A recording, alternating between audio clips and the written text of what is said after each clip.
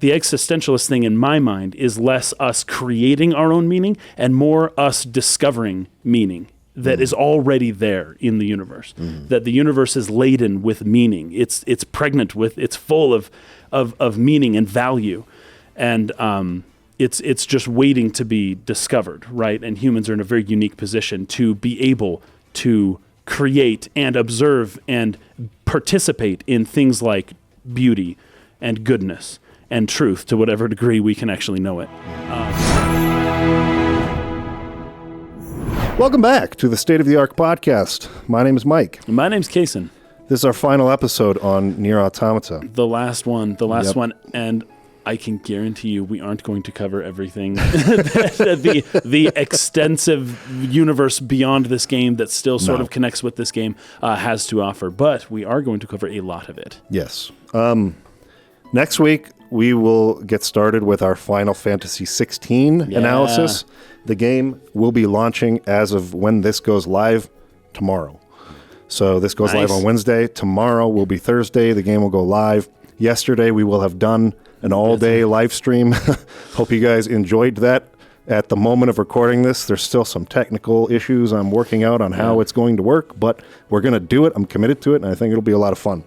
So hopefully you guys enjoyed that.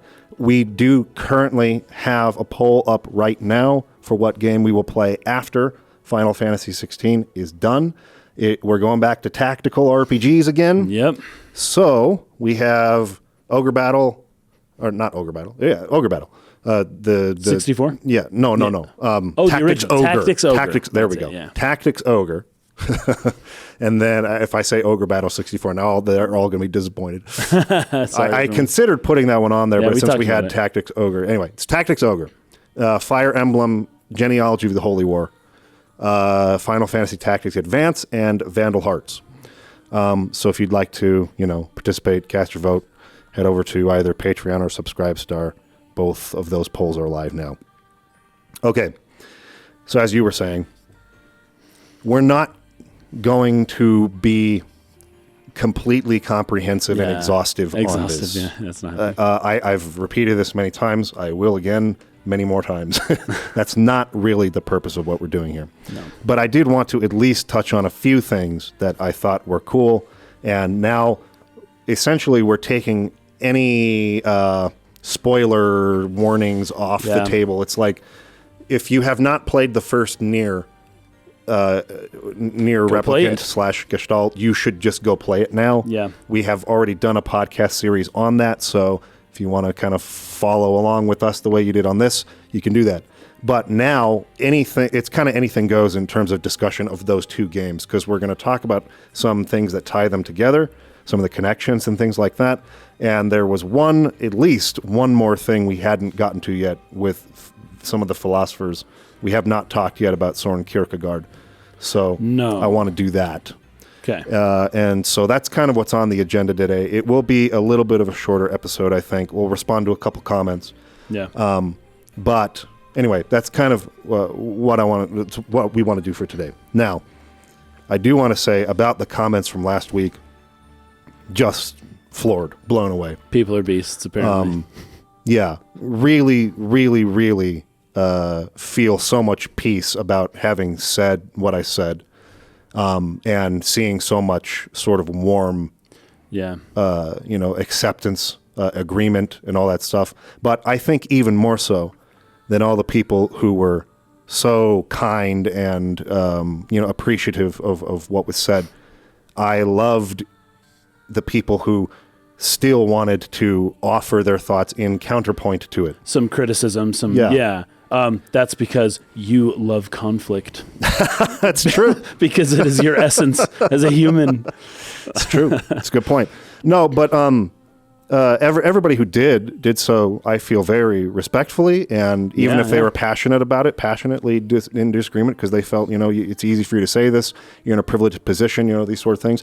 Like that, I actually do appreciate reading that kind of thing, and I love challenging the things that I believe. So thank you for all that. I wish with all my heart I could sit down with each and every person, because I read every comment. I have read every comment. It was awesome. It was great. There's a lot of people who say, I don't know if you'll read this or whatever. You can rest assured I read your comment last week. The only way that we don't read comments is if it's like the episode's been out for like 3 months. Yeah, long time. Like we read all the comments at least for the first week of an episode, but by the time the next episode goes up, sometimes we don't always get We back probably to the won't others. see them after that. But I read every comment, and there's not one of them that I felt was inappropriate or, mean-spirited or condescending or anything, even when they were passionately disagreeing. And I feel like a lot of good points were made. So thank you. And thank you for helping me always keep myself in check, to always reconsider what I'm thinking. Am I really on the right track with this? I really appreciate it. And like I said, I can't, but I wish I could sit down one-on-one with everybody and have a conversation about the things that they're worried about. And I'm confident that I could come to some level of understanding with everybody who commented last week. It was great. Nice. There was nobody who was there to troll. Nobody who was there just to be. Not from what I saw. So it was great. Thank you for that. Yeah. Now, kind of hard to know exactly where to start with this. Maybe we should start with Kierkegaard. Oh, that sounds good. I brought up the philosophy book. Oh yeah, that little section on him. Mm-hmm. You got some. Yeah, it's good. So at the very there. beginning here, I'm not going to read the whole thing, but at least in part, the aspect of Kierkegaard's philosophy that this book that Yoko Taro probably read on the toilet while sitting on the toilet. That'll never get old. I just love it. It says anxiety is the dizziness of freedom. And it's funny because Kierkegaard talks about freedom, like absolute true freedom is the most terrifying thing in the world. Like to know that you have like this level of control over yourself and people around you to where you could do something really terrible at any moment. He gives the example of standing on the edge of a tall building. And part of the fear is that you're going to fall. But another part of the fear is that you could so easily jump. On purpose, right? And how the freedom of being able to do whatever you want prompts this like horrible dizziness, he calls it, this anxiety. And so he talks about that a lot. And then, of course, he is one of the 4 fathers, you could call him, of existentialist philosophy. Yeah. His was a little bit different from what eventually became like Jean-Paul Sartre's kind of thing. Yes. But he had a very similar kind of idea that like you can forge your way in the world and make meaning, but in order to do so, you have to be completely free. And the fact that you are free is horrifying, but it also leads to the possibility that you can construct something, something great, something that you can, find that meaning to your own life in a manner that befits you.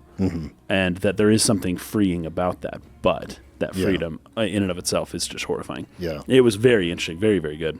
So speaking about, the differences between his sort of form of existentialist philosophy versus like Jean-Paul Sartre, I think the easiest thing to point out would be, sort of the religious beliefs, right? Yes. So Kierkegaard was staunchly Christian. He was very Christian. He wasn't a lover of the organized religions. That's the part that he didn't. He was very much so his personal belief in Christ was immense. Yeah. But his trust in the institution of Christianity as he understood it, which was the Danish Lutheran Church, was not there. He did not appreciate that. State-run religion there. And that's how, Roman Catholic Church was, the Church of England, all that back then. It's just kind of was a common thing. It was. It was like a duality of power. There was the cultural power, that was the church, and then there was the political power, that was the state government. And back then there usually was no real difference. It was I don't know, because they would fight each other. They would fight each other. But you're right. Whoever controls the culture. And then also know that the Pope crowned the king. Yeah. So you're right, like in that the state leader was ultimately subservient to the one above him who gave him the authority to rule. Yeah. So I think a good way to maybe summarize Kierkegaard in this respect is to say that he was just very, very individualist. He didn't really like religion, maybe even principally because it creates sort of a herd mentality where people don't think for themselves, and most importantly to him, do not have a very personal sort of relationship to God, and use that to guide them through their lives versus an institution. And their sort of he believed very much about the personal one-on-one kind of relationship with God.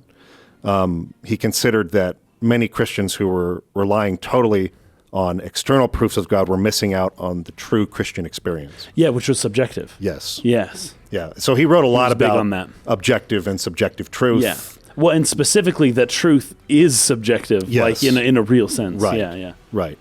So anyway, that's kind of who the guy is. Now, the machine with his name in the game was the leader of the death cult that 2B and Pascal goes to, and his head falls off, and they all start going, we shall become as gods, you shall become as gods, whatever.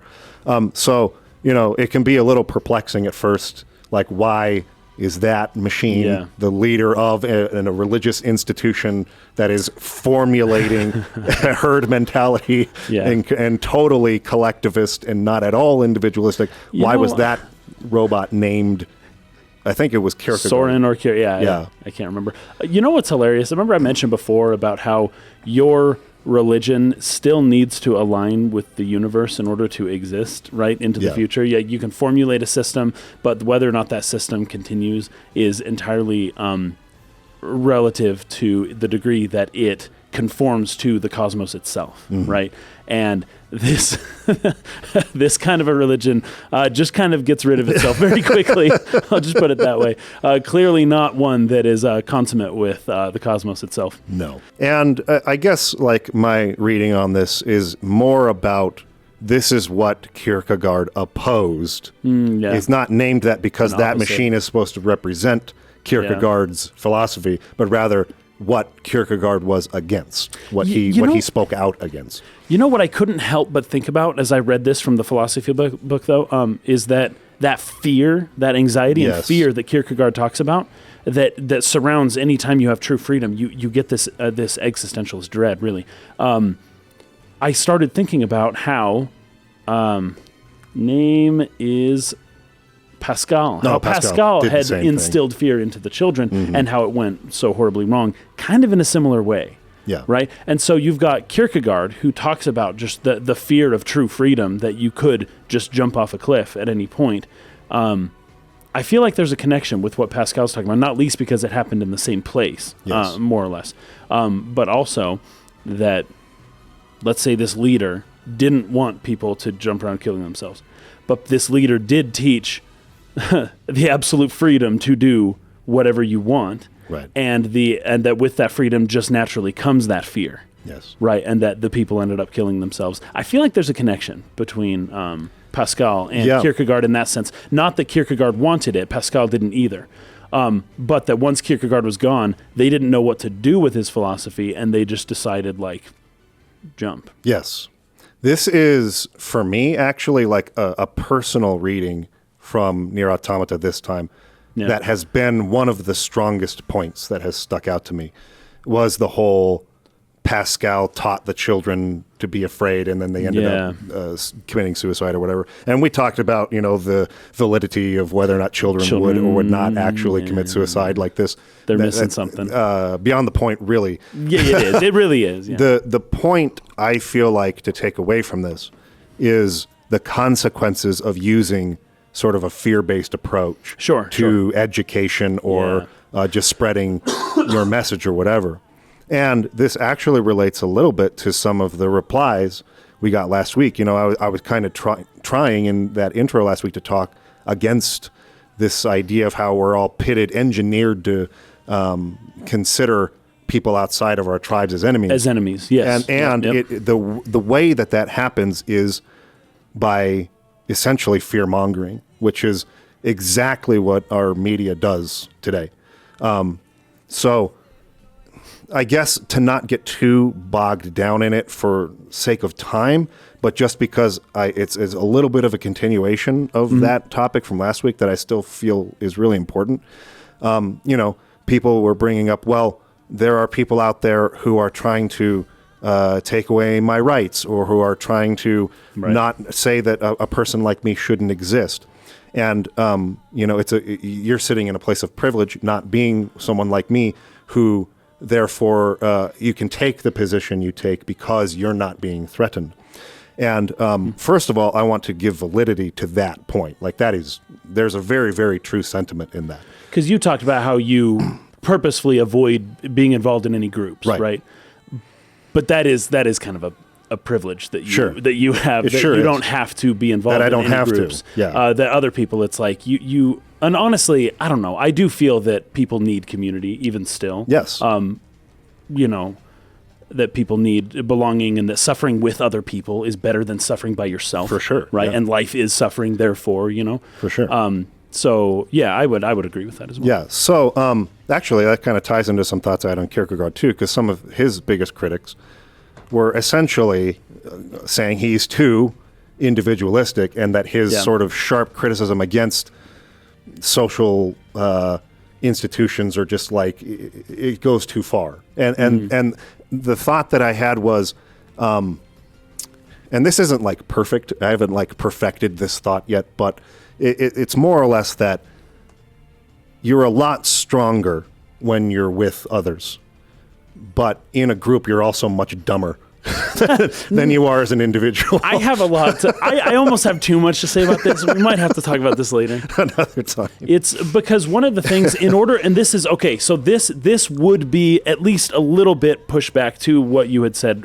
in the previous episode about, trying to avoid any like identification with groups or any involvement or anything like that, which is to say that in order to be part of a group, you have to sacrifice part of yourself. Yes. And everybody does. And that's true, the smallest group, which would be like a pair, like two people, like something like marriage, or even just a friendship, right? There are certain things that you're not going to say it in front of your friend. You're not going to do certain things. It doesn't matter how much you want to. You have to sacrifice that part of yourself in order to have a friend, right? And then imagine now you've got a bigger group, you've got a community, you've got a neighborhood, you've got a church, you've got a school, you've got a rec center, you've got like a library. It doesn't matter. Whenever you go somewhere where there's a large group of people, you can't do whatever you want. You can't think or say or behave however you want. You have to conform to some degree to the group, and that means taking down a lot of your idiosyncratic beliefs, opinions, ideas. Like you put them by the side and you leave them there for a while you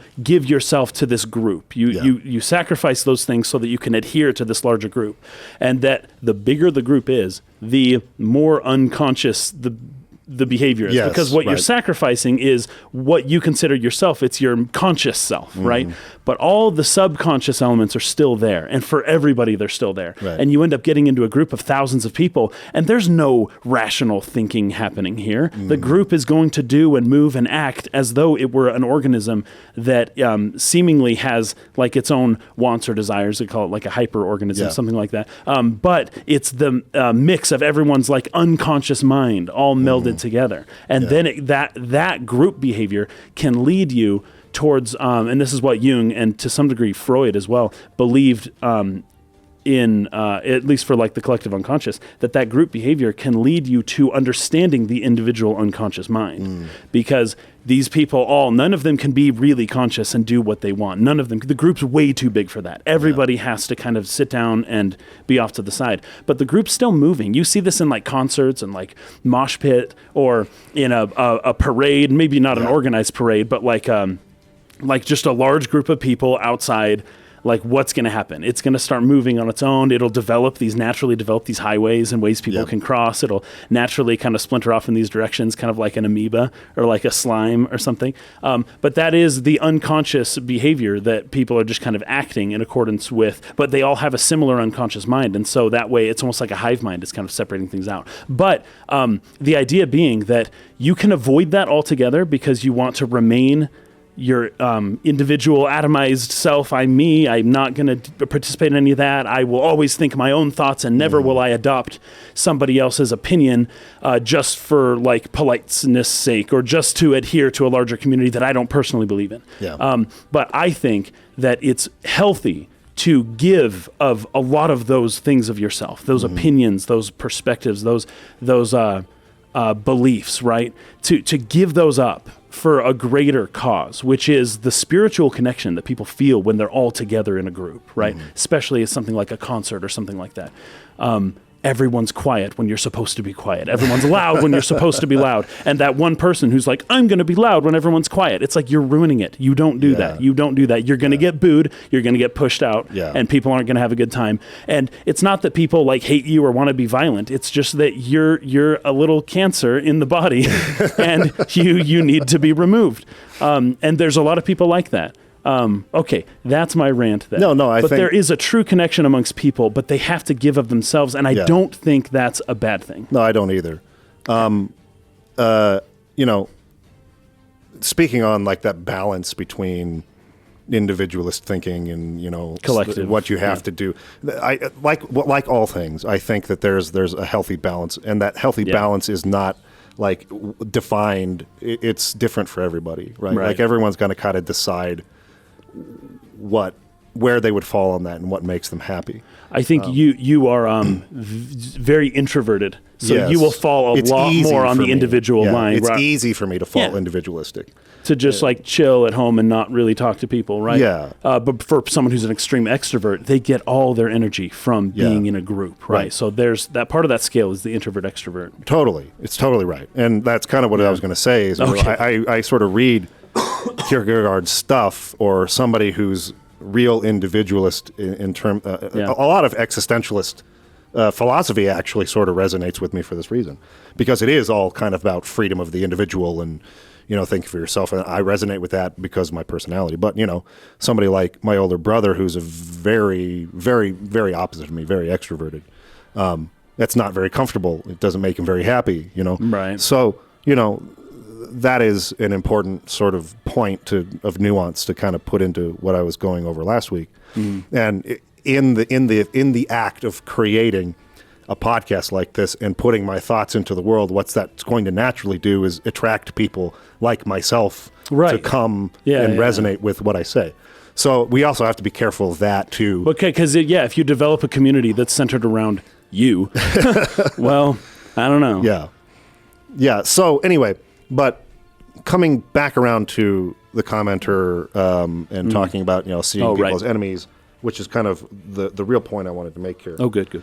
The fear-based stuff, the fear-based teaching, is what is going on at such a alarming rate in sort of the information age that we're in right now. Remember how the internet was supposed to connect everyone? Yeah, and, unite everybody. We were supposed to all understand each other, and instead it's kind of done the opposite. Yeah, I think there are a lot of people, way too many to even begin mentioning, who take advantage of this. There's a lot of money to be made in the fear-mongering that people do, because people are inclined to pay attention to something that scares them more so than something that makes them feel peaceful. And there are many, many examples of that. Yeah, for sure. So, there's almost an element of that where you're fighting against human nature to try to dispel this. But my point is, let's just say, for example, right, and I'll make this clear. Well, let's see. Let me do a cut just in case we want to maybe cut some of this out or something like that, make it easier for you. So specifically on the issue of trans rights or things like that going on right now, right? It's easy for me to sit and kind of see, and again, this is like the commenter was pointing out. It's my privilege to not be affected kind of either way by this personally. And so it's easy for me. It's a privilege of mine to be able to sit back and observe sort of both sides fighting over this. A Monday morning quarterback, armchair quarterback, you're eating your chips, watching two sides fight. So I want to acknowledge that. I 100% know that is correct, to call me out and say that's what's going on, and it's easy for me. I agree. And that's also why maybe it's easier for me to look at people who are sort of debating both sides and see that. And I'm not talking about like big figureheads who are doing the fear mongering. Those are the people that I have no sympathy for, and who are exacerbating this problem and making it poisoning the well of our public discourse. I hate people of this kind. Okay, so what I'm talking about is, John over here and Sarah over here, people just like you and me who are sort of like getting this deluge of garbage being spit on them, and who are susceptible to the things that are being said that prey on their fears, right? So when they say, like, there are people out there who don't want people like me to exist, those people are my enemy.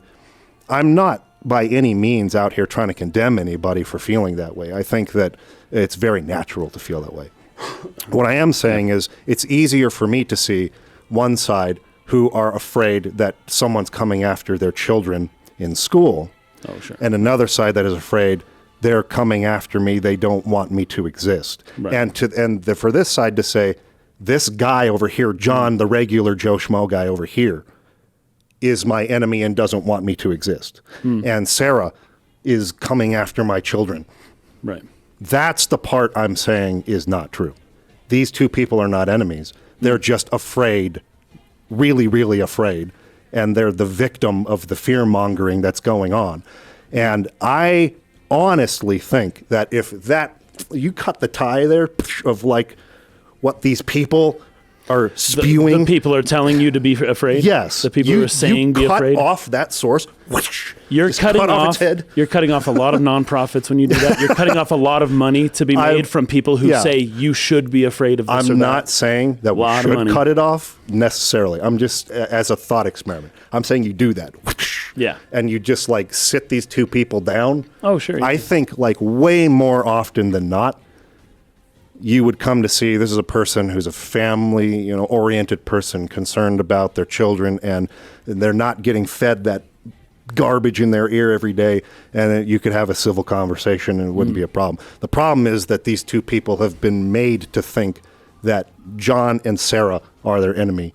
Like there's just a lot of people feeding on and feeding fear to you all the time. Yeah. And so that's what I'm trying to get at here, is the fear-based approach, which I believe is what, Taro might be, I don't know, but might be offering as a commentary about Pascal and maybe about Kierkegaard. Right. Because this is a really long-winded way of getting around to the original point. It's all good. But that there are some severe consequences of trying, and no matter how well-intentioned you are, because I believe both Pascal and Kierkegaard and a lot of, religious leaders throughout time were very well-intentioned in what they did. Oh, of course. But the fear-mongering approach, the fire and brimstone approach of teaching faith and adherence to the gospel is one just like any other type of fear-mongering that has pretty drastic and horrible consequences. And I believe that's playing out in our public political discourse now.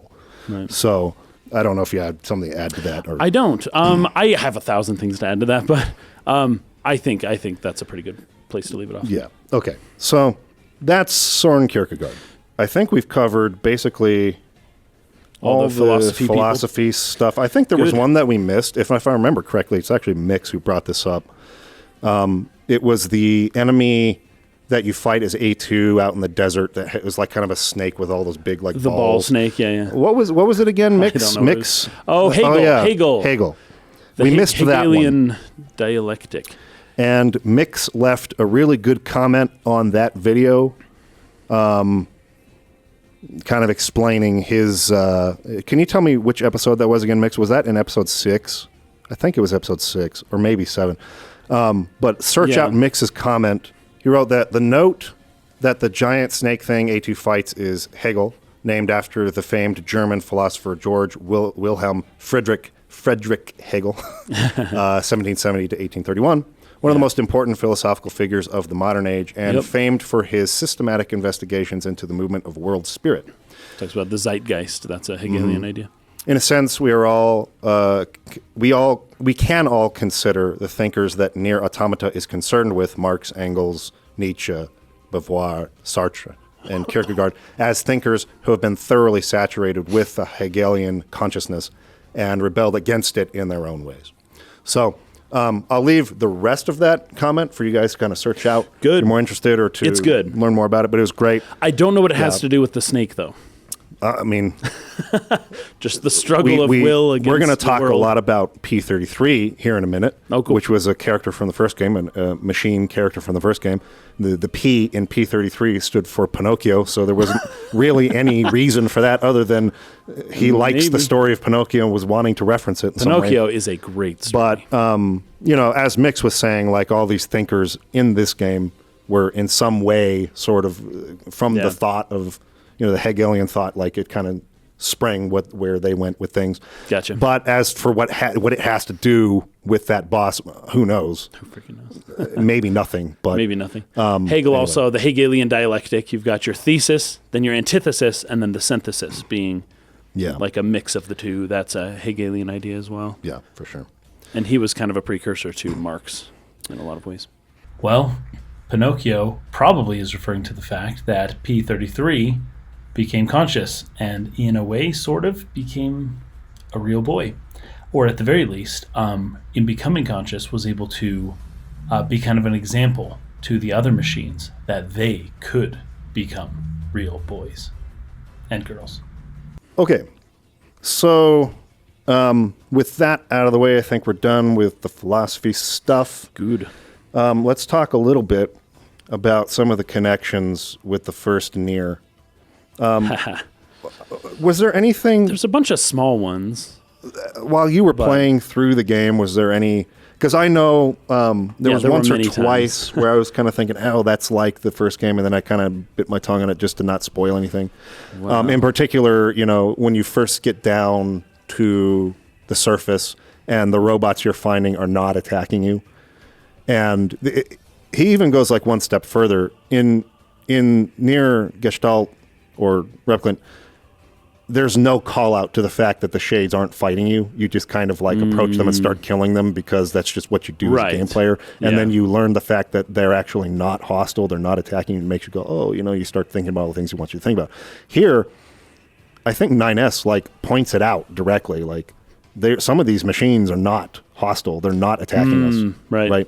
I don't think in the first NieR that it ever was pointed out. Yeah. Yeah. So anyways, it was just something that I recognized as being similar. I think it's not the first enemy in the game, because I know you have that opening section at the factory where, obviously everything there is hostile to you. But after the intro sequence, it's the first set of enemies you really encounter in the city, at all. Yeah. That if you just run by them, they won't do anything. Yeah. So, playing with some similar things there. But I think the biggest one to talk about is the fact that Emil and Devil and Popola, who were major characters from the first game, are in this game. Devil and Popola, though, apparently it's a different Devil and a different Popola. Yeah. And we've kind of already covered them. Yeah. So we probably don't need to really speak about them too much at all. Not really. The connection is just that, they're in the game. They're in the game. Connection. They, their models were at least a different set from them, but were kind of held responsible. I don't want to call them responsible, but were held responsible because they weren't able to stop our characters from doing what they did and killing the Shadow Lord and ending the Gestalt project. It was all it failed, and so now we no longer have a purpose, which was the whole kind of played into the whole theme of this game, is how do we find purpose or meaning in a meaningless world where our gods are dead.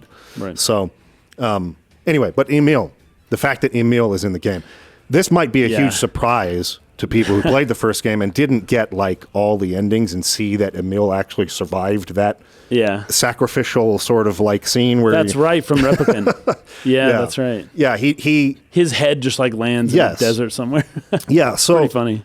At the end of the first game, Emil sort of commits a self-sacrifice to help the party get to the final boss to be able to fight the Shadow Lord, and you kind of just see him shrinking into the abyss.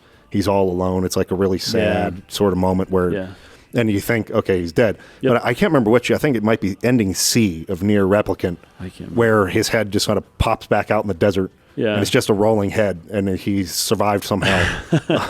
He kind of slowly. I thought he slowly kind of rebuilt his body. Yeah, oh, that's right. Because Using in the DLC, Yeah. he's back and he's in a body again, and he's And like he going had around with rolled around. Kaine. Yeah. Yeah, that's right. So I don't know, but the point is that he survived. Yeah. And he's basically an eternal being. He's immortal. He can't Yeah. die. Yeah. So Yet he maintains his innocence. So when the aliens attacked Earth, he was there, and he was trying to fight against them. And in an attempt to do that, he continued to sort of like multiply himself, like clone himself, basically, create copies of himself, so that there'd be a whole bunch of like powerful Emil dudes to like fight the aliens. The byproduct of that was each time he was copied, his memories became more fragmented, and he sort of forgot who he was entirely at a certain That's point. right. Yeah. And there's just all these immortal Emil heads Yeah.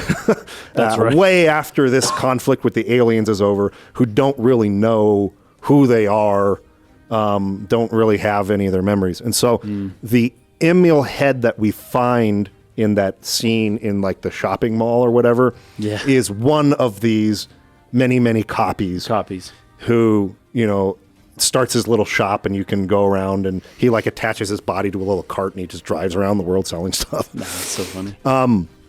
But there's a side quest you can do for him where essentially you go around looking for lunar tears, which is the flower from the first game. Yeah. The one that is said to be medicinal. Yeah. Right? Yona was led to believe that this flower could cure her from the black scrawl, the chlorination syndrome. It's not the chlorination syndrome. Well, that's chlorination syndrome was different thing. but this is the black scroll. The black scrawl, the disease that's infecting her in the game. Yeah. She's led to believe that this flower could heal her. And this flower is important to Kaine, another character from that game. And so essentially it ended up being a symbol for kind of the whole group of, you know, their friendship and things like that. So you can find several of these lunar tear flowers throughout the world. And each time you come across one, you can call Emil to come, and he'll like regain a piece of his memory, like little by little each time.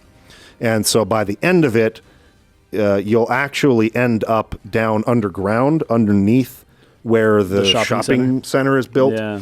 And Kaine's house from the first game, surrounded by a bunch of lunar tears, is down there. And this was the place that the original Emil, who cloned himself a million times, liked to live and go, and but you know, eventually lost all of his memories and whatever attachment he would have had to that place.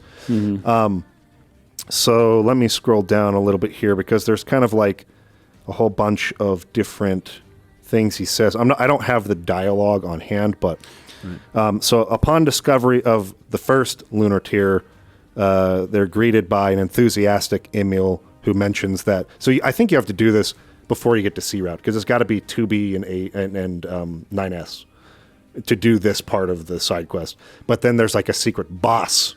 I don't know if you saw this, where you fight a bunch of Emil clone dudes. Oh, really? And it leads to ending Y, which is one of the many, many other endings of the game. But all of this extra stuff that we're talking about is stuff that well, maybe not all of it. Some of it I will have done. But much of it is stuff that I kind of researched in the past week or so, and not stuff that I actually experienced in my actual playthrough. Right. Okay, so anyways, he greets them, and he mentions how the sight of the flower gives him this sort of surge of unfamiliar memories, strange feelings, and he's like, anytime you find one of these, let me know. So when you find the second one, he recounts about this time when he stopped seeing people anymore, and the sand started to sort of expand, and the flowers were wilting. He's talking about the time when not only the humans who were basically extinct when the Gestalt program failed, but the replicants were all dying out now. Yeah. So even all those people left in the villages from the end of the first game, they were dying out. They're dying out too. Yeah, they basically, there's no one left to keep that program going. The replicants had flaws inherent in them, which was the whole point. The souls of the humans were supposed to be kept in a place until these replicant bodies could be perfected, and then they could be merged back together again. Yep. But they always continued to get this black scrawl and get sick, and they would all die out. They have to start it over. And it was the overseers, the Devila and Popola models, who were overseeing that. Yeah. So when there were no more gestalts, when there were no more human souls left, Yeah. and Devil and Popola no had a reason to keep it going, they just all died. So all the replicant bodies died out, and Emil sort of, what do you call it? He's remembering not seeing people around anymore, and the desert started to spread more. And so the third flower, Emil remembers a time when the aliens started invading the world, and he admits that he forgot something important about a person that he wanted to protect, someone that was important to him, but he can't remember.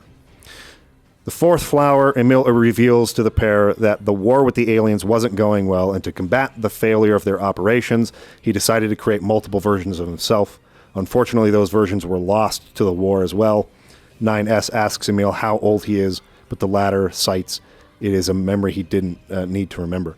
Another funny thing about this, I should mention this too, it's kind of a great kind of use of comic relief. Emil's funny in the first game too. Yeah. I think I remember you saying he was your favorite character. He was in the first absolutely game. my favorite character. Yeah, he's awesome. But so you have like communication with him, like through a comm link or whatever. So anytime 9S comes upon a flower and he's like, maybe I should tell Emil about this. And he calls him up and is like, hey, we found a lunar tier. Okay, don't move. I'll be right there. Yeah. And he's like, well, I don't really... like a little kid, a very excited kid. Yeah. He's like, well, I don't really have time to sit and wait around. Like, what? And then he's just there. He's like, what the heck? Like, how'd you get here so fast? He's like, sorry for the wait. Like, let me tell you something about like what I remember. And then that escalates each time. So he's there faster every time. So the next time he calls him, and he's like in the middle of explaining, like, hey, we're here, we found another lunar tier, and then it's just like, well, I'll be right there, and he's like right there. And then the next time he starts the call and he says, hey, we found and he's right there again. So he's getting there like faster every time. And funny. Every time he says, sorry to make you wait. So it's funny each time. But this leads to the final flower, where he reveals a precious memory. He recalls that there was a very special place to him. He gives 2B and 9S a key for an elevator in the shopping mall, and then tells them that he needs to stay there to while reflect on it. So then you go down that elevator, and this is where Kaine's shack, surrounded by lunar tiers, can be found. And Emil is there, and he reveals that it was a place where the original version of himself, so he's one of the copies, but his original self protected this place long ago. Explains the background that he was created as a weapon. The war of the aliens provoked the original Emil to create copies of himself. Emil reveals that he was one among the countless Emils, but the more Emils there were, the more Emil's memories became fragmented. The duplicate Emil reveals that the real Emil spent a lot of time here with people he loved, admitting that they were tough in sad times, the memories of which were ultimately valued by Emil as his greatest treasure, but he lost that the more he duplicated himself. 9S asks him where the original Emil is, and he admits that he doesn't know.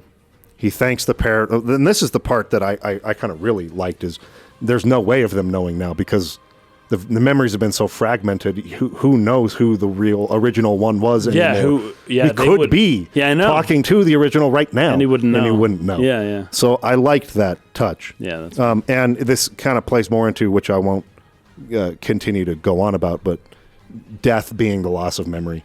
Sure. That being a certain form of death. Emil is dead now, even though we've got these copies of his powers and his voice and temperament or whatever, maybe personality, remnants of that there.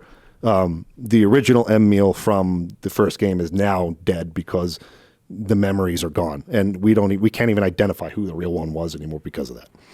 Now, this leads to, this would be now as you're playing as A2, so much later in the game, you can come across this secret boss fight with Emil. So the one that's in like the shopping cart, not the shopping cart, the shop that he drives around.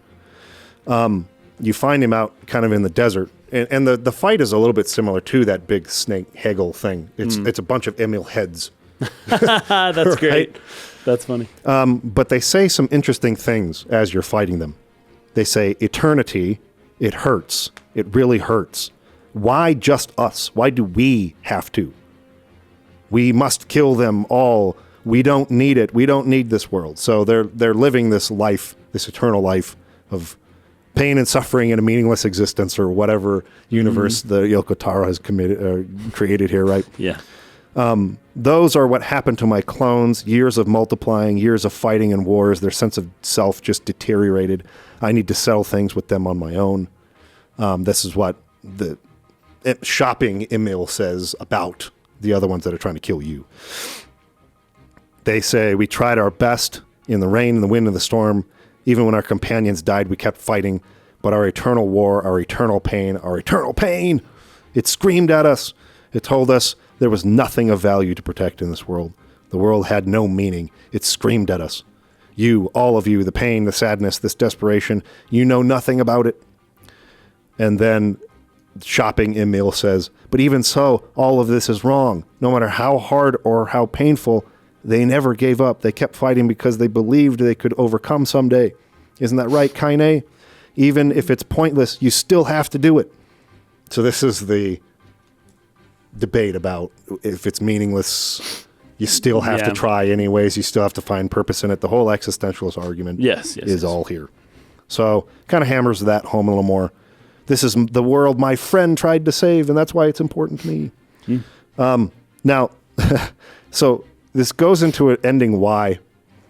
I didn't like it. Just take too much time to go through every ending because there's an ending for every letter of the alphabet. Yeah.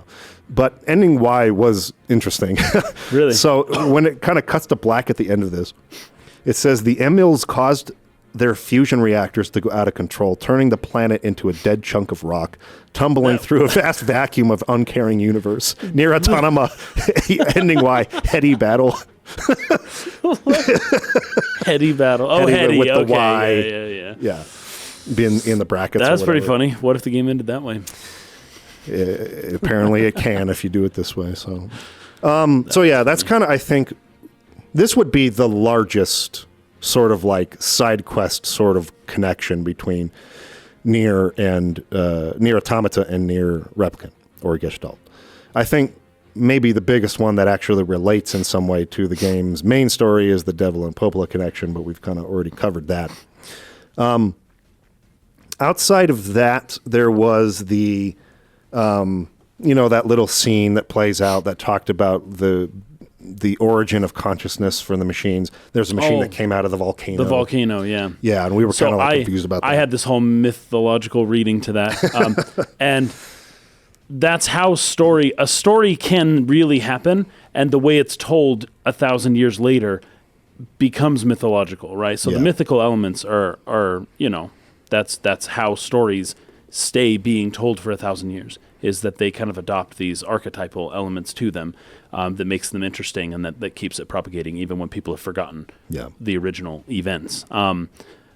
And in this case, it's BP, right? So in NieR Replicant, you fight this monster that kind of is like becoming sentient. I think it's at the junkyard. Yeah, right? It is. And it's BP, and he's showing these signs. It's really creepy, but the NieR Automata is not so much about robots and machines and whatnot. NieR Replicant is not so much about that. That's more Automata. And so Replicant was more about the shades, and it didn't really fit quite with the theme. And I was thinking that a shade had possessed BP. Now, I don't think that's right. No, it's not. I had assumed that when I played it, though. The little shade, it was like a child shade named Khalil, whose mother died, and BP, well, his official designation is P33, comes in the room, and he's like going to kill this little shade, and the shade's crying, and there's something that sparks him not to do it.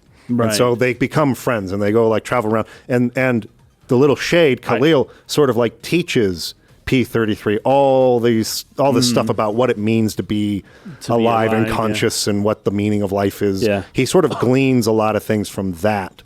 But I still, according to the story, The Fire of Prometheus, where it describes his becoming sentient, and because our party kills P33 in this battle, like destroys it.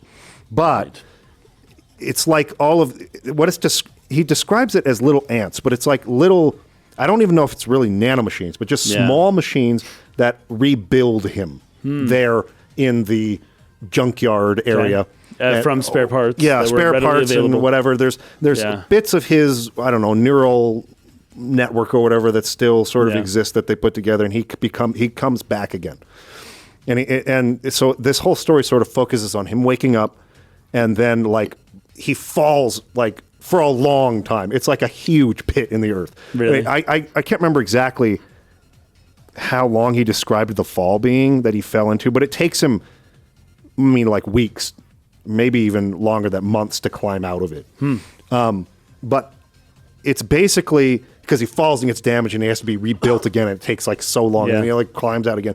But along the way, he reformed himself in a different, with a different like design that would be better for climbing out. So it wasn't like his original robot form. He like told the robots to fix him and do it in a way to where he had like spider-like arms so he could like better climb out of this place. Yeah. But then when he met with other P-33 robots, they started attacking him, and instead of like attacking back, he basically just tried to like assimilate them. But he gave them the freedom to choose to do that or not. Okay. Some ran away, some killed themselves, and he's like, well, that was pointless. Why'd you do that? The little robots will just fix you anyways.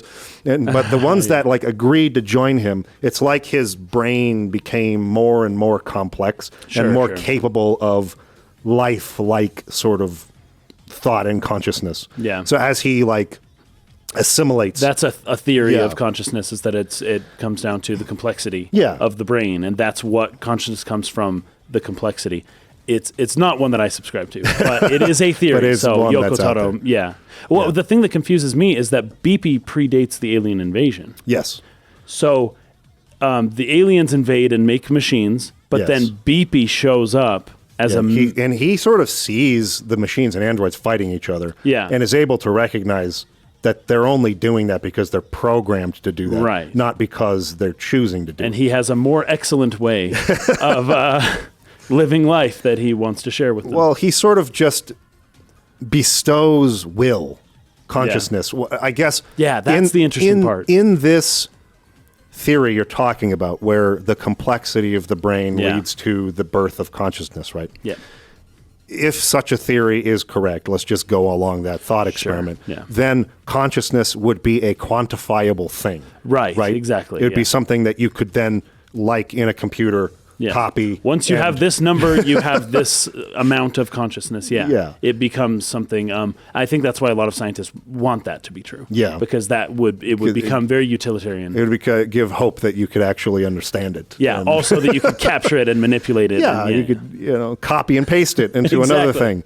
Exactly. But anyway, that's essentially what he does. It's like he bestows consciousness onto the machines living, and then that legend of the god coming out of the mountain and giving them intelligence, enlightening them, became the story that was perpetuated in the machine network. But at this point, he didn't even consider himself an individual anymore. And this goes along the whole line of individualist versus collectivist thinking. But is it because he had assimilated so many machines, so he felt like this is something... He didn't feel like it was appropriate to refer to himself in the first person anymore. Interesting. Okay. Yeah, he was like, I should call myself we, not I, at this point.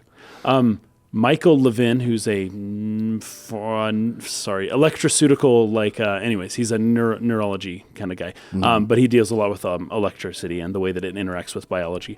But he says, he has this great line. He said, all intelligence is collective intelligence, and he's referring to humans as well, because the two sides of the hemisphere, we've talked about this before. I think you were saying there's a documentary you watched where there was a girl who has one part of a brain and like 90% functional, like totally just a normal person.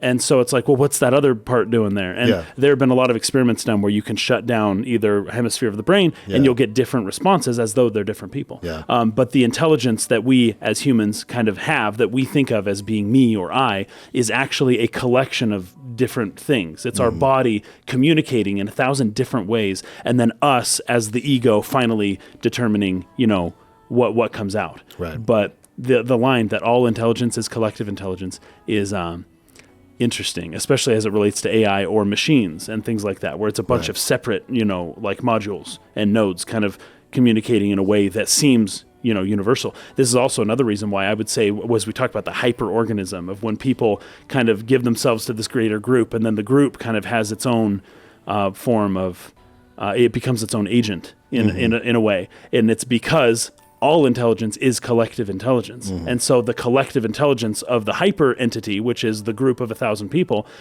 is the 1,000 intelligences all giving up to this one like super intelligence. Whereas in you, it's just all of your organs and the different parts of your brain firing, but it's still collective. Either way, it's collective. Yeah. I get a kick out of that. I don't know if anyone else cares about that. No, it's fascinating. In fact, I just was thinking about it. I don't even think I did this intentionally, but in the novel that I'm writing, like the mythology that I made up for it, it's basically an individualist god versus a collective god battling from like the creation of the universe or whatever. Man. And we could talk about kind of just realized, wait a second. This point is something that is sort of like maybe an emergent like theme in the book that I'm writing, this whole balance between the collectivist and individualist, which is the thing I've struggled with in my own life for a long time, but it's fascinating stuff. It really is. Okay, so that's Fire of Prometheus, which is the P33 thing and its connection to this game. And that's, as far as I was concerned, like the major things I cared to kind of Those are the big ones. Some people may be a bit disappointed that a lot of the things where we said, oh, there's a connection to NieR, we probably said it a dozen times in the podcast. Yeah. I just don't know to go over all of them. A lot of it was like, you can ride a boar, or you can ride a moose, or I think you could ride a boar. Yeah. Right? Yeah. Oh yeah. Anyways, that's a NieR. You can ride boars in NieR. And just the way the robots really resemble the shades in so many different ways, right? And a lot of this stuff, a lot of NieR Automata is reusing certain themes from NieR Replicant. But, we aren't really going to go into every little thing. There's a weapon called the Rod. I think like a metal rod, something like that. And it is a weapon from NieR Replicant. Yeah, they have weapons. You can read a bio on it that says like, it's an old... I think there's a couple different weapons, or at least skins that you can get that are... Oh, there's a skin for... Kaine, I think. I think so. I'm thinking of the pod. You can skin the pod as Grimoire Vice. Oh, yeah. And that's basically what the pod is. It just shoots arrows all the time. Right. So, but anyway. we can't go over everything. The similarities are there. Those of you who wanted us to talk about it. No, this is the opportunity for them to I was going to say, you noticed it. Yeah. And part of what we encourage people to do is to really read the comments. Yeah. A lot of those things have been pointed out through other episodes. And I think it's really cool. I think if you are listening to our podcast without reading the comments, you are doing yourself a disservice. Yes. There's a lot. The collective intelligence of this podcast that's a great is way to put much more than just me and Mike Yeah. and a camera. It's happening. It happens on our Discord chat for Patreon. It's happening in the comment section of our YouTube videos. We will often incorporate that stuff into the next videos. We just couldn't for this one. It's so hard to know how to deal with the spoiler stuff. It is. It's really frustrating. And I know I sympathize with people who are like, just talk about the spoilers. Everyone is so sensitive about spoilers, but can't there be one podcast in the world that just talks about this all spoiler free? With spoilers, not spoiler free. Yeah. We just can't provide that to you, I guess. Well, at least not in its fullness. At least for now. Well, there's the anime that just came out. I mean, I'm sure there could be room for another addendum in the future as we watch the anime. That might be a Patreon thing that people want us to watch. Sure. In fact, that's probably a pretty good idea for the next Patreon thing we could to put do that on there. Is that anime? But there will be other opportunities for us to revisit a lot of this stuff. Yeah.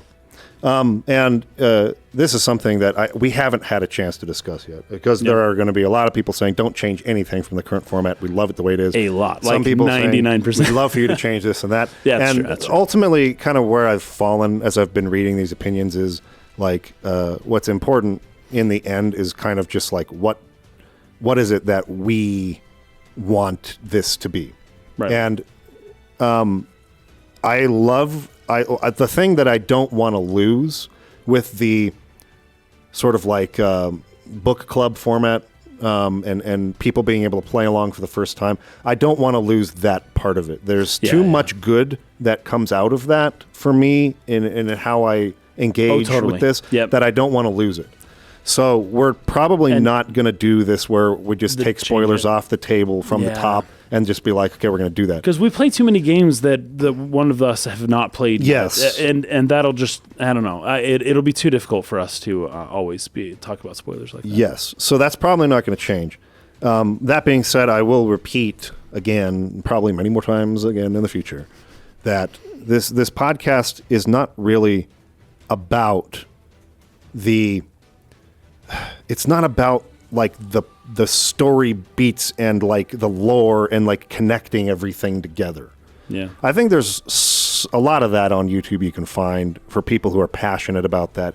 People are passionate about theory crafting. People are passionate about lore. People are passionate about, sort of like an accurate recounting for people who might have been confused about the story. This is what happened. Sure, and this is what you missed in this scene, context that helps you understand how we got from A to Z kind of thing. From a super like completionist perspective. Yeah. There's a lot of that out there. Yeah. This podcast isn't that.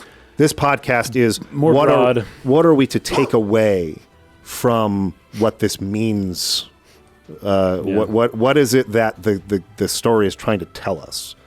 How do we relate to that? How do we take some of that into ourselves? How do we learn and grow from that? So that's more about what we're doing. It's more of a literary analysis, not so much. I think so. Yeah. So, anyways, that's always going to be at the center of what we're doing and what the intention of the podcast is. So if we miss, well, you didn't talk about this point or that point, typically it will be because I'm not sure how I can comment on that in relation to that kind of central core thing we're looking to actually analyze. Yeah. But if there is a time when that happens, of course, bring it up and say, hey, I think this relates in this way or that way. But if you're frustrated by the fact, which is my real point, that we're not getting to every single beat and connecting every dot, it's probably just because maybe you're misunderstanding what we're trying to do with this. Yeah. And sometimes there will be, okay, but here's the thing though. I hope you trust us at this point that we will direct people towards the comment section. We have done it many times. Our comment section is fire. It's awesome. And if anybody has anything to add it. And we almost every other episode, we tell people to read the comments. And so hopefully that, as well as, if it's a good insight and, it usually gets upvoted and, you can still help contribute to people's experience of this podcast in the comments section. For sure. Now, there's 2 comments I want to read from last week that I thought were awesome. This one kind of just, I thought was a great way to summarize what that core central thing is for both games. Okay. And a way of tying the two of them together. Yeah. And this is the only connection between the 2 games I care about. Is this exactly, the thematic. That I really care about. Good. So this is from Nikhil Kapoor. This is how I've come to view the 2 NieR games. NieR Replicant Gestalt asked the question, why do people fight each other? And it had multiple answers to that, because we can't communicate to each other, because we have a desire for vengeance, because we want to protect what we cherish in the world, et cetera, et cetera. And all these answers for why do we fight.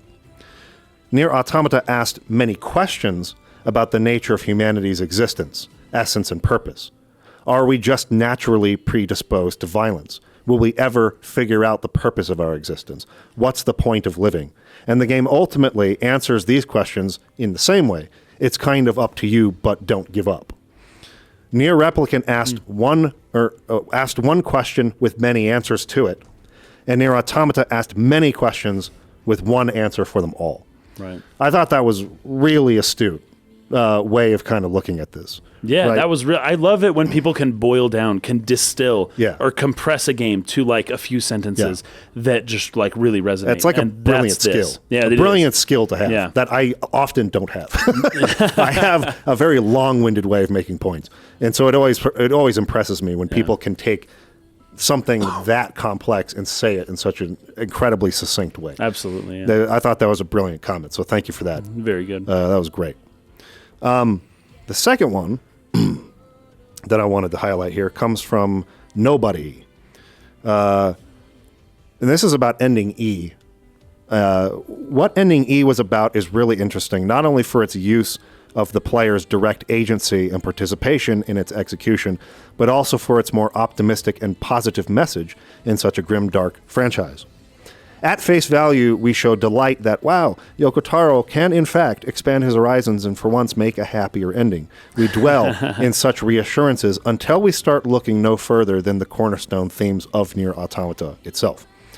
On the one hand, to say that Yoko Taro doesn't make happy endings would be a disservice and a textbook Scotsman argument to his meta-level craftsmanship. There is so much more to it than that. It showed that no matter how far he has come and grown as a writer and a game designer over the years, and the many perspectives he's had on the world, the roads would all still lead to the very same sobering conclusion, while still keeping the approach more or less refreshing.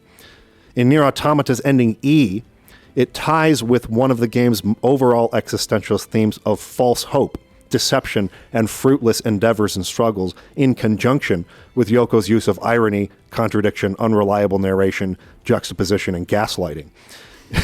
In our attempts to dismantle a seemingly broken, monotonous, and cyclical system, we've only replaced it with a new one, emphasizing how the we make our own meaning existentialist mindset merely covered up the very inconvenient truths about the meaning and purpose of life. Are we really being humanistic in the ending if what we're fighting for is built on a lie? We forged a semblance of a new hope in the face of pointlessness, only to realize we have exactly done what the androids did, making a comforting lie regarding humanity's survival on the moon. Plato, this is Plato, the Republic. He talks about the noble lie. Yeah. Your society needs to have a noble lie around which people can coalesce. Yeah, that's... And the question is, does it have to be a lie? And Plato would say, well, according to Plato, yes. Yeah. This is Final Fantasy X with Yevon, right, as well? Yes, right. absolutely. We brought 2B, 9S, and A2 back to life, free from the strings of Yorha, etc., only to realize they're not really free, just under new management. We defied fate by literally fighting the game's credits, only to realize we have effectively dehumanized and massacred the game's real-world creators in such a blatant power revenge fantasy. We sacrificed our own save files in the end to show our heartfelt gratitude and support to those who have lent their hand to us, only to realize that with all that said and done, we have influenced who knows how many impressionable people out there into taking this doomed endeavor. Oh my gosh. That's hilarious. As Shepard put it in the original Call of Duty Modern Warfare 2, there is still no shortage of patriots, no shortage of volunteers. Anytime soon, years after NieR Automata first came out, there are still people out there sacrificing their save files. For the idealistic and naive desperate, it's really easy to see why ending E is a hopeful, positive, and happier than usual conclusion. But the sobered up, if cynical, would better see it as yet another clear-cut tragic ending, in this case illustrating the dangers of toxic positivity and heroism, blind faith, fantasy entitlement, and sunk cost fallacy of these struggles. The parasocial relationships players make with the characters and the human connections fostered through these hopelessly flawed mindsets. Yoko Taro had pulled off what might be just one of the greatest acts of social engineering in video gaming, and we fell for the bait, hook, line, and sinker. It's pretty chilling, and as overrated as it sounds, it said a lot about society and humanity as a whole. I found that to be it's a long one. It's a lot to break down even that, yes, but a fascinating perspective. This is a perspective on ending E I have never heard anybody else voice or really input before. I will say there is a noble lie to ending E as well from Yoko Taro, and that is the way the whole system works. Yeah. In order for somebody to sacrifice their save file for somebody else, who was the first person to do it? Right. The game, it doesn't work the way they tell you it works. No, it doesn't. That's all. That's actually something I was thinking of while I was but playing. It's a noble lie in that it mostly works how they say it works, and it feels good, and it's a cool thing to base like a an idea off of. It's cool, like theoretically, it's really cool that he was able to pull this off. It can't possibly work the way that he says it works.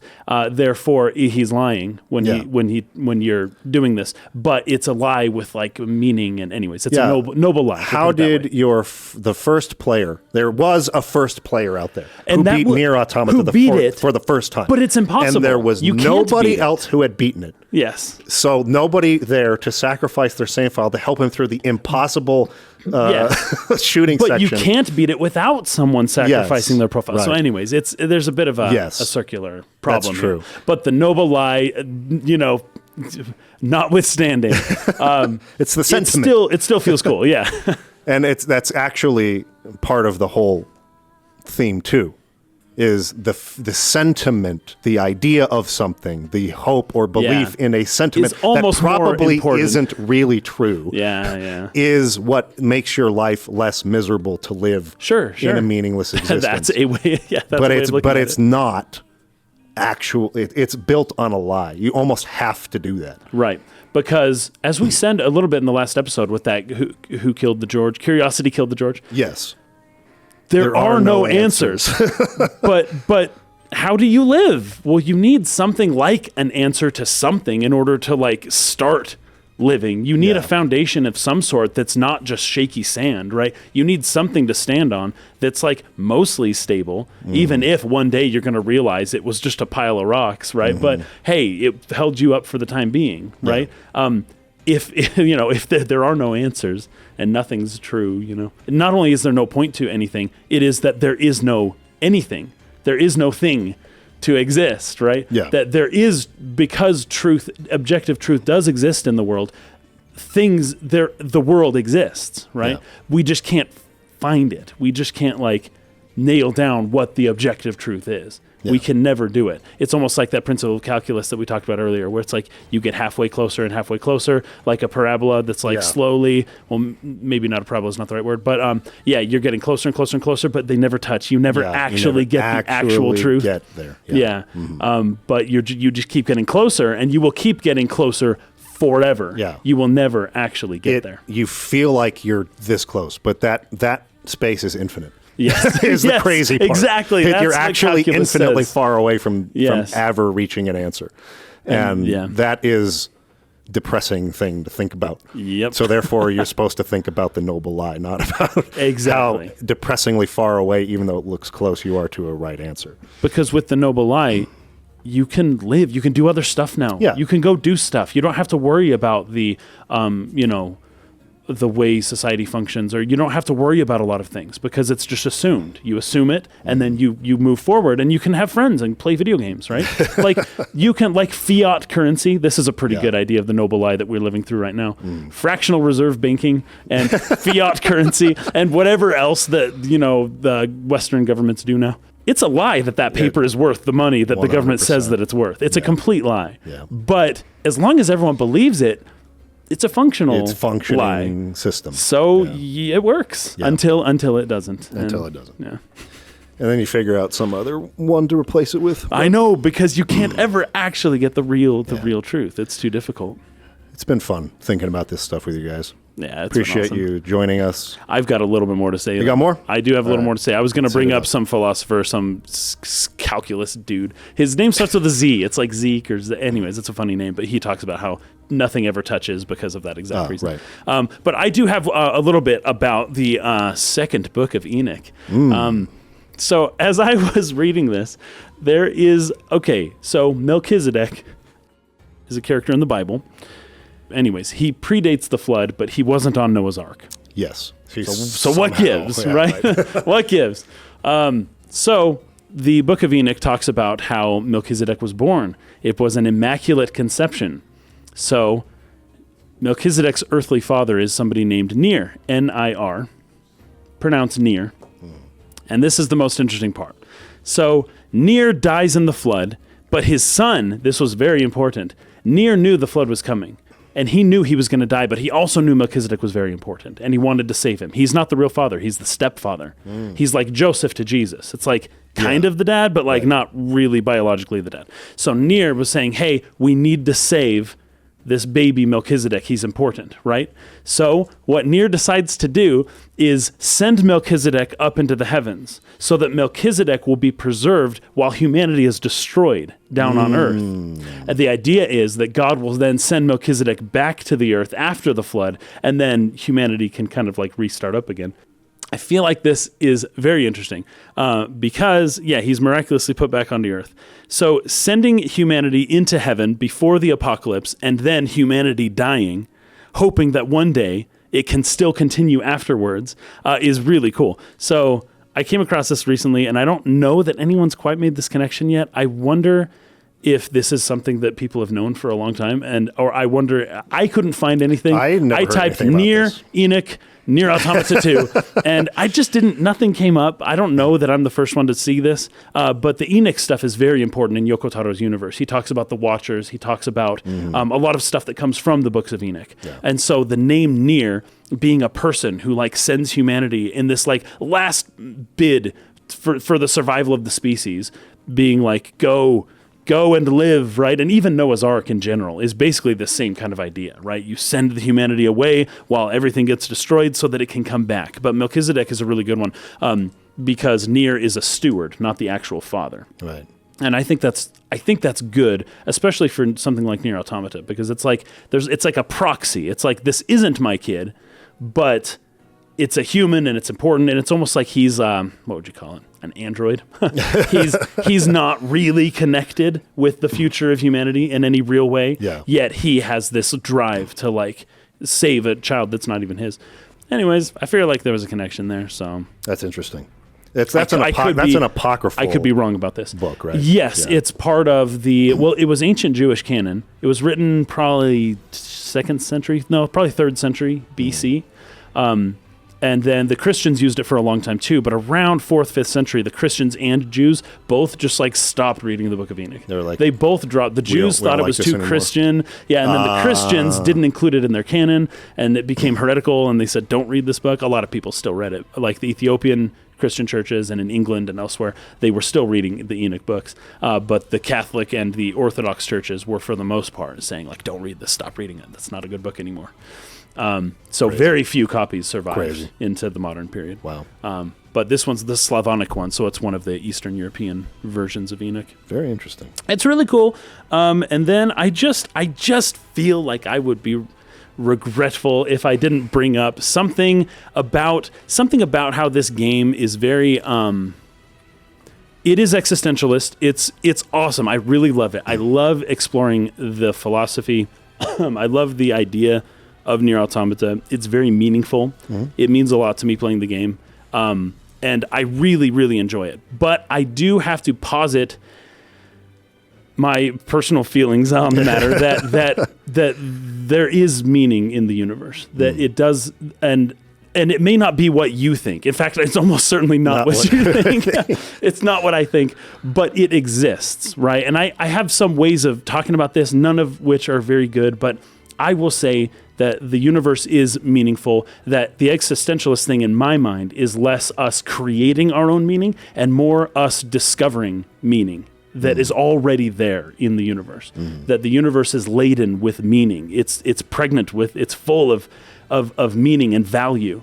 And it's just waiting to be discovered, right? And humans are in a very unique position to be able to create and observe and participate in things like beauty and goodness and truth to whatever degree we can actually know it. Like one of the examples I have here is that the C ending is called meaningless code. That doesn't make sense.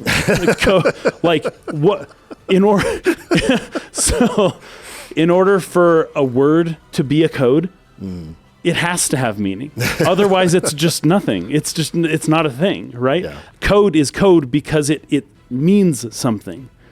And your DNA is full of code, right? It's information, right? But it means stuff. It's code, and there is no meaningless code. And the I don't know, however it came about, it's obviously there as something that clearly has meaning, right? I feel like it really has meaning, and that life itself is something that comes about through like a harmony with the universe, as we talked about, like Pythagoras and music, right?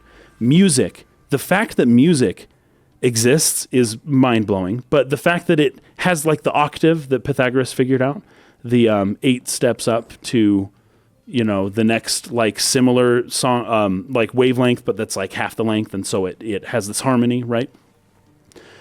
That the meaning of music and that the meaning of life and that the meaning of anything, a beauty in itself, is something that we observe when we notice things in harmony with some like latent principles of the universe itself. Mm-hmm. And when all of a sudden we hear music and it seems like this beautiful thing that's coming into our ears that we didn't create, that humans kind of just like, it's just a thing that we more or less discovered, right? That Pythagoras was able to kind of like determine, holy cow, the octave, right? The coolest thing ever.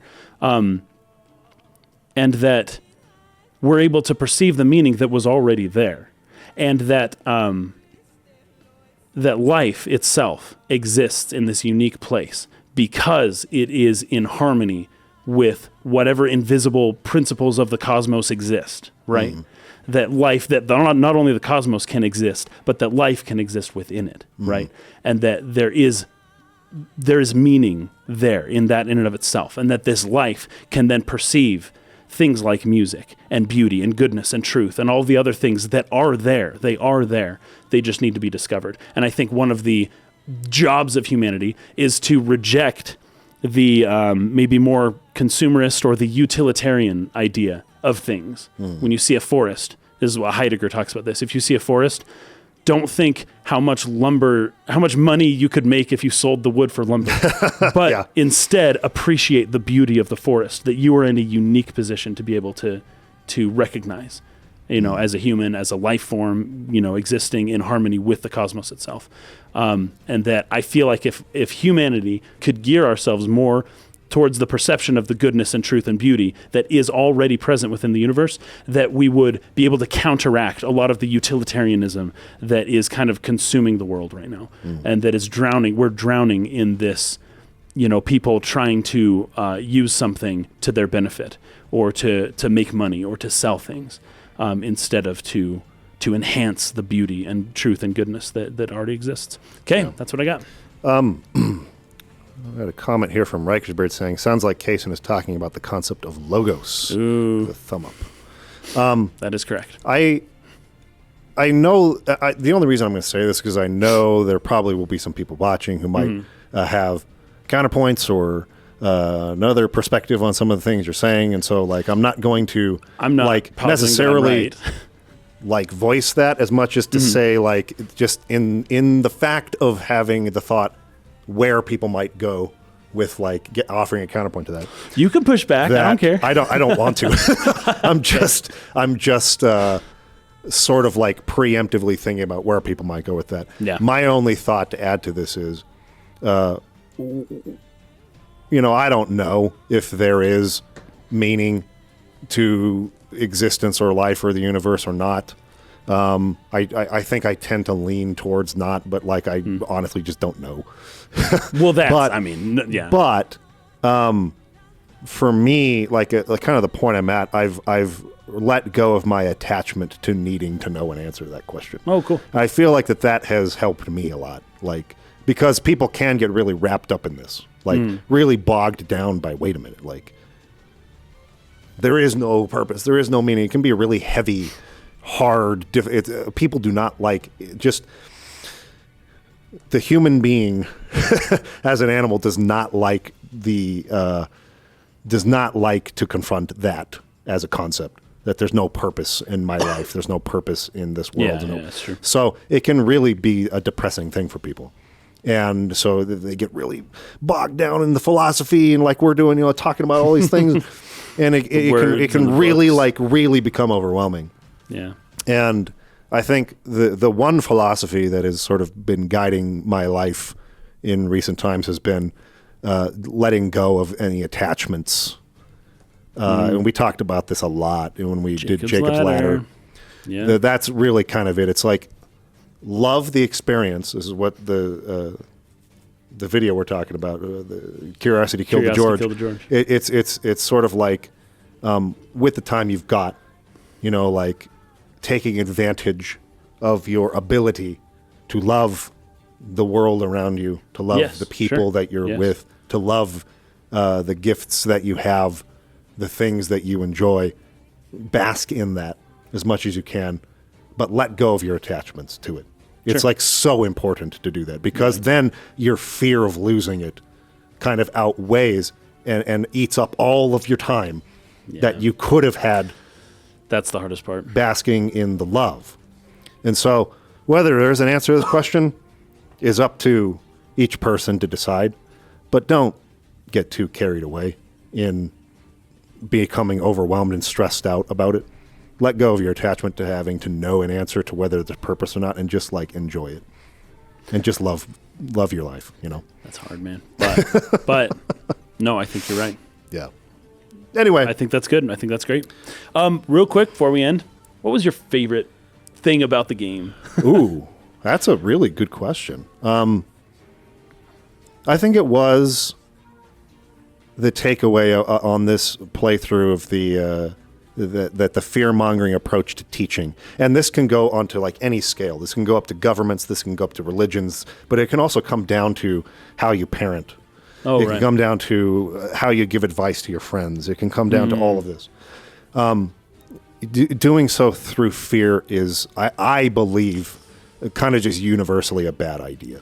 Yeah. I just don't think it really leads to anything good. I think that you could maybe avoid a certain outcome by, like, don't do that, blah, blah, blah, and like you could take away the risk of something really bad happening. But the fear, living a life in fear that's not a good way to live life, I think. I think that you do more harm teaching somebody to be afraid of everything and to make your decisions in fear than to allow them to take the risks and something bad might happen, but they live a life in which they're unafraid and they're unimpeded and free and happy to, explore and do things the way that they're inspired to do it.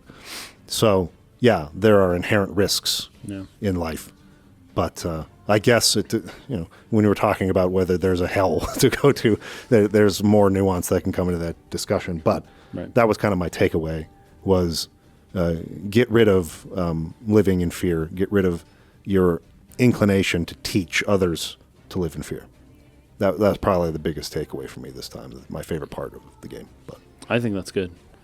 I mostly just loved the way that the game, it really just challenged me a lot.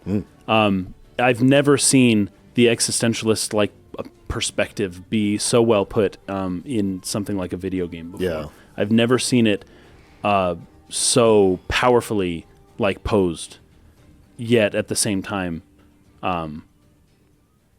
have this light, this the hope at the bottom of Pandora's box. That's like this thing that's like, hey, look, there is still meaning to be had. It's objective. It is whatever you make of it. It's whatever you make of it, right? Yeah. But as I've mentioned this in the past, subjective reality is the only reality that you will ever experience. I think I brought this up years ago. Yeah. That right there is just I don't know, if it works for you, then it works, right? Yeah. And anyways, a lot about this game is really good, but it really did challenge a lot of assumptions I have, a lot of preconceived ideas that I have, and it helps me to kind of reanalyze parts about just life in general, my life. I feel like I've been cursed with an open mind, which I hate, and I do consider it a curse. I really do. It can be. When I come across stuff like this, I can't just dismiss things and say, no, that's not important. I have to analyze it and assimilate parts of it and incorporate it. And that a game like this, was a lot for me to contend with. Yeah. I'll put it that way. Yeah. I love that about I know, me too. Game. It's so good. I love that about I can't do this for every game, though. Yeah, we got to take breaks. That was what Jurassic Park was supposed to be after such a heavy analysis of Jacob's Ladder. Jacob's Ladder. But then Jurassic Park ended up being it was supposed to be like a break or just like a fun thing to talk about for one episode, and now we're going to go like 3 or 4 episodes. The longest one. Of Jurassic Park analysis. But it's fun. It's a fun movie. And anyway, we might need to do Final Fantasy 16 is next. That's going to be pretty heavy. We'll see, man. We'll see. But I don't know. I agree with you. I feel like it's in some degree you kind of need a break. You need a breather after this. I don't know if we're going to get it with the game we're about to play next. We'll see. But I know what you're talking about, and but I love it. Okay, I love it. Well, do you like Replicant, Gestalt, or Automata more? Gosh, gameplay Automata for sure. Yeah. Story-wise, I would say Replicant. Same. For sure. Same. And maybe it comes down to the characters. 9S and 2B and A2 not as compelling as Yona and sorry, what's the Kaine and Emil. Kaine, Emil, and then the main character I can't remember his name. He doesn't have a name. NieR, basically just NieR. Yeah, he doesn't have a name. But I really loved those characters so much, and as much as NieR Automata has good characters, good story, NieR Replicant probably had the better story and more interesting characters in my opinion. That being said, NieR Automata, my gosh, man, this game's incredible. Yeah.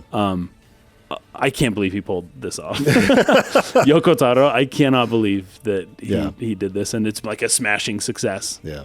I can't believe it's phenomenal. I basically feel exactly the same way. So I like the first game better for that reason.